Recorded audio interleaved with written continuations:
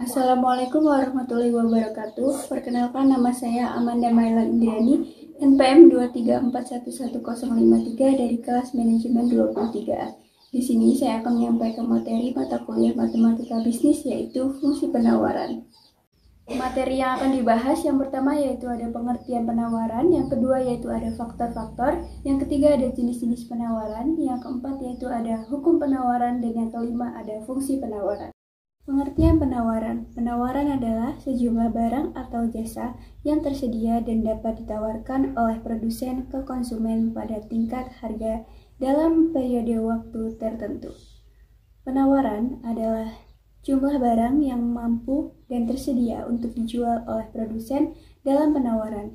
Ada dua variabel, yaitu jumlah barang maupun jasa yang dijual pada tingkatan harga tertentu.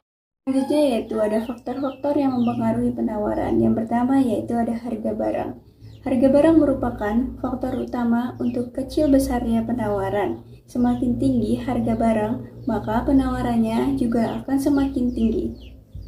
Kedua yaitu jumlah penjual atau produsen. Jika jumlah produsen suatu barang tertentu banyak, maka jumlah penawaran terhadap barang itu juga akan tinggi. Contohnya yaitu di suatu daerah menjadi sentra penghasilan sepatu, maka penawarannya sepatu itu di daerah itu juga akan tinggi.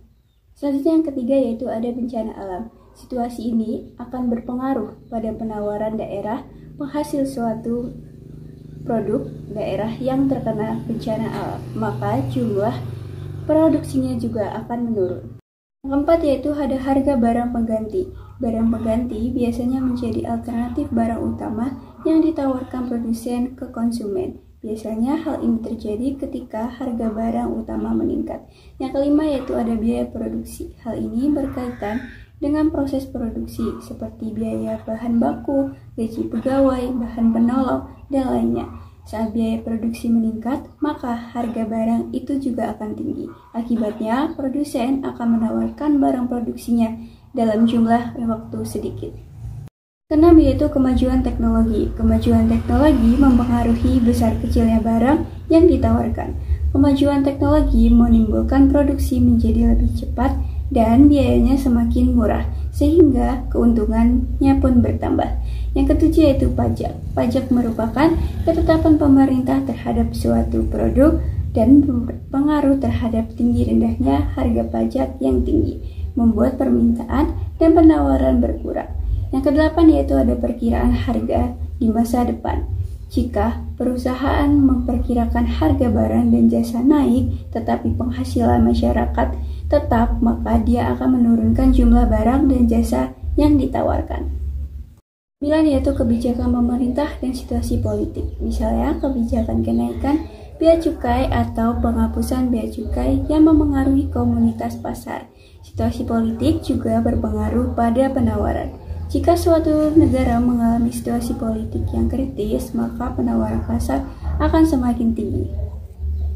Selanjutnya yaitu ada jenis-jenis penawaran. Yang pertama yaitu ada penawaran pasar, yaitu jumlah total dari penawaran barang atau jasa yang telah dilakukan oleh seluruh penjual atau produsen pada tingkat harga tersebut. Yang kedua itu ada penawaran perorangan, yaitu sejumlah penawaran barang atau jasa yang dilakukan oleh masing-masing produsen atau penjual terhadap sebuah tingkat harga tertentu. Selanjutnya yaitu ada hukum penawaran. Jika harga naik, penawaran meningkat, sehingga jika harga turun, penawaran juga akan turun. Selanjutnya itu ada fungsi penawaran. Hubungan antara harga dan jumlah barang, harga fungsi penawaran selalu berbanding lurus. Hubungan ini antara banyaknya barang yang ditawarkan dan harga barang dapat dilihat melalui fungsi tersebut. P sama dengan A plus BQ atau Q sama dengan A plus BP. Keterangannya yaitu P merupakan harga barang per unit, Q merupakan jumlah barang yang ditawarkan, A merupakan angka konstanta, dan B merupakan kemiringan atau slope atau gradients. Untuk mencari fungsi penawaran dibutuhkan rumus P min P1 per P2 min P1, Q min Q1 per Q2 min Q1. Keterangannya yaitu P merupakan harga, P1 merupakan harga diketahui, 1. P2 merupakan harga 2, Q merupakan penawaran, Q1 merupakan penawaran 1, dan Q2 merupakan penawaran 2. Selanjutnya, adapun contoh soal fungsi penawaran yaitu ketika harga sepatu 100.000, jumlah sepatu yang ditawarkan sebanyak 20 unit, dan ketika harga sepatu mengalami kenaikan menjadi 150.000, jumlah sepatu yang ditawarkan naik menjadi 25 unit. Berdasarkan data tersebut, fungsi penawarannya adalah diketahui P1 yaitu 100.000, P2 150.000, Q1 sama dengan 20, Q2 yaitu 25. Yang ditanya adalah fungsi penawaran. Rumusnya adalah P min P1 per P2 min P1 sama dengan Q min Q1 per Q2 min Q1.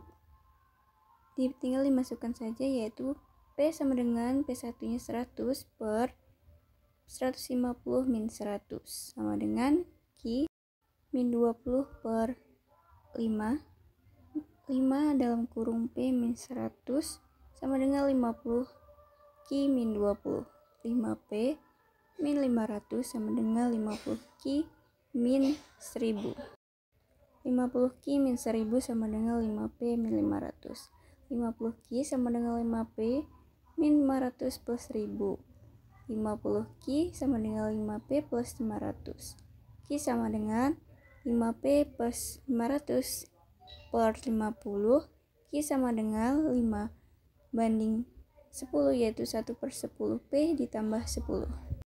Sekian materi fungsi penawaran yang dapat saya sampaikan. Saya akhiri. Wassalamualaikum warahmatullahi wabarakatuh.